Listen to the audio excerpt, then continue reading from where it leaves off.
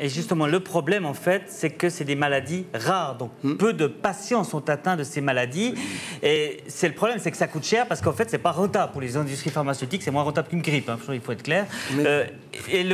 Ce qu'on essaie de faire également, et grâce au Téléthon, c'est justement de regrouper aussi toutes les associations qui entourent justement ces maladies génétiques rares.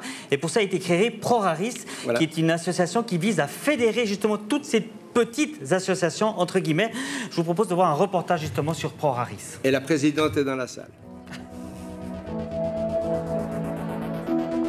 Nous voulons fédérer, chapeauter les associations de patients atteints de maladies rares et également des patients isolés. C'est très important en Suisse, de par, au fond, l'étroitesse de notre territoire. Il y a énormément de gens dont la pathologie est représentée à tellement peu de cas qu'elle ne justifie pas en soi la création d'une association. Donc, nous voulons fédérer le maximum de ces associations, les patients isolés.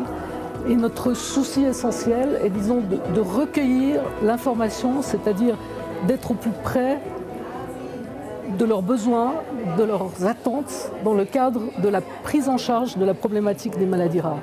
À nous ensuite de synthétiser, de traiter cette information et de la restituer dans tous les milieux concernés.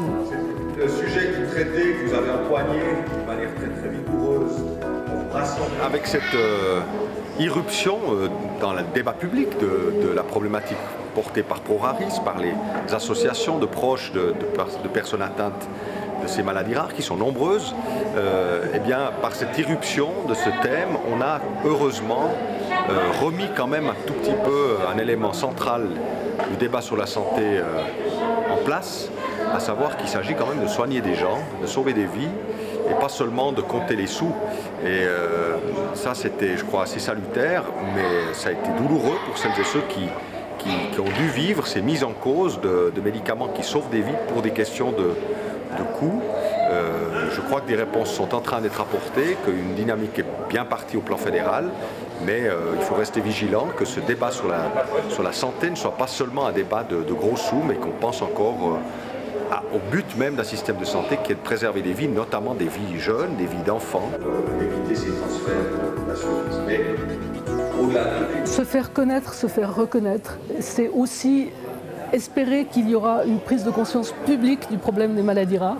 Parce que c'est vrai qu'aujourd'hui, la plupart de nos interlocuteurs ont des grands yeux quand on leur dit il y a 500 000 personnes, il y a 8 000 pathologies, et au fond, on a passé à côté, on ne sait pas.